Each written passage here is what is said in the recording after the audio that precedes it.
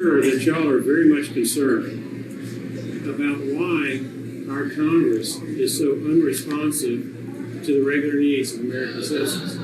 Why some of these policies that come out are so bizarre, so unfair, so skewered against regular Jane and Joe citizens. The reason is simple. Special interest groups run Washington. And I don't mean that metaphorically, I mean literally. Now, here is how it happens. In the House of Representatives, I'll use that as an example because that's where I work. If you want to be chairman of a major committee, you have to purchase it. And the purchase price for a major committee, say like Ways and Means, minimum bid is $1 million. Now, I'm talking literally here. I'm not talking metaphorically, okay? We have committees broken down by A group, B group, and C group. C are the cheapest, B are the most expensive, are middling, A is the most expensive. It's the most expensive because those are the committees that the special interest groups care the most about. So where does a congressman come up with $1 million to be chairman of one of these A committees? You can't get it from Joe and Jane Citizen because Joe and Jane Citizen back home, they're not going to be contributing that kind of money. They don't have it. They need that money for their own families, okay? So let me finish. And so you have to get it from the special interest groups. And with the special interest groups, there is a quid pro quo.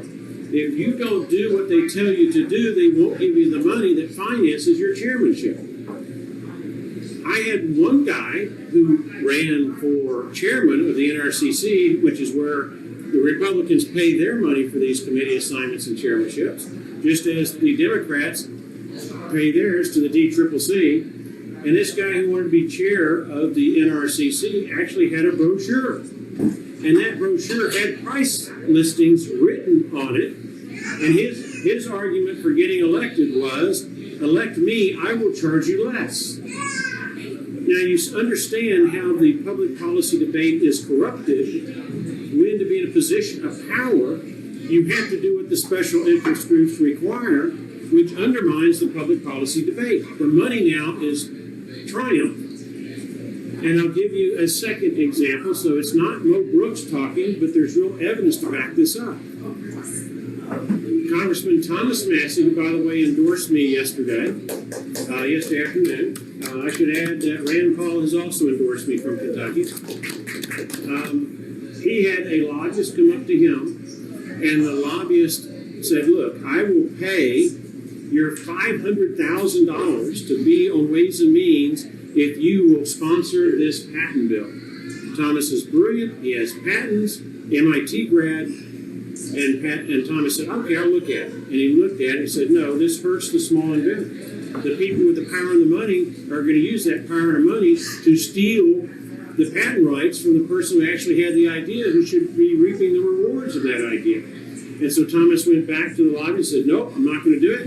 The lobby said, okay, I'm not going to pay that $500,000. Thomas Massey got that published on the front page of USA Today, that story. And I saw it and I'm going, finally, somebody else in the House of Representatives who is honorable, who is ethical, and sees the corruption associated with this process. And I went to Thomas and said, thank you for doing that.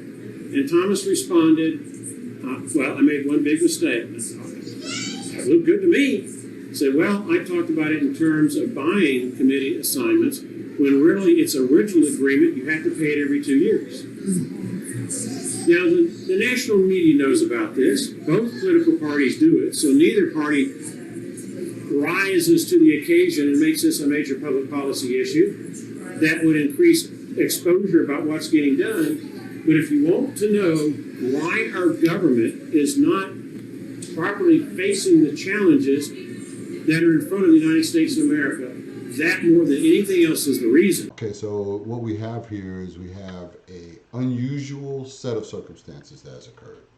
And that is that Mr. Mo Brooks of Alabama, it's a congressman, is speaking about the actuality of what it takes to get things done in Washington.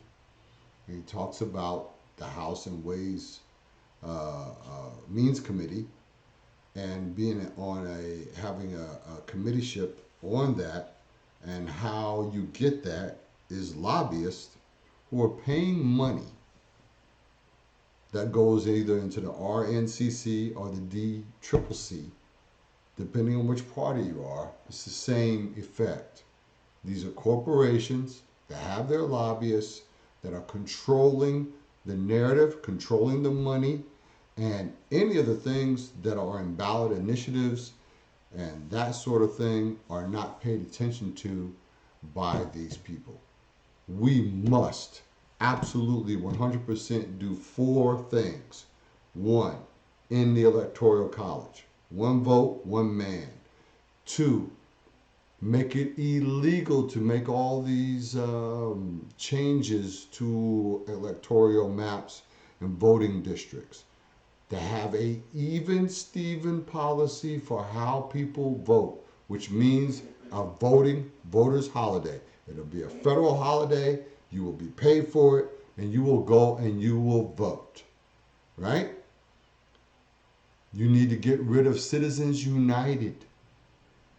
But finally, and this is what this video is all about, is getting rid of lobbyists. The people marched on January 6th to Washington. They had every right to march.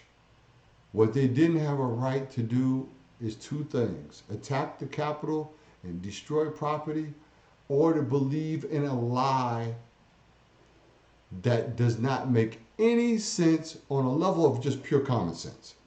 Any red hat person, I would reach out to you right now and say to you, you know there's something wrong with the country.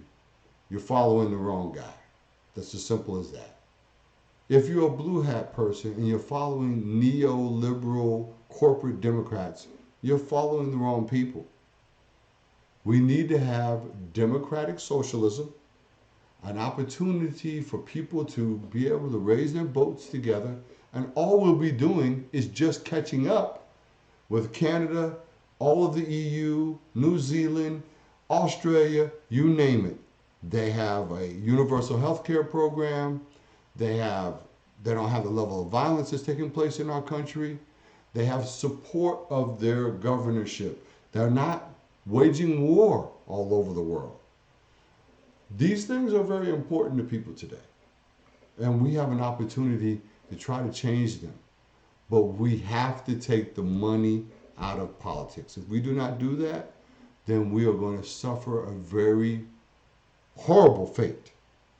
So that's what this section is all about.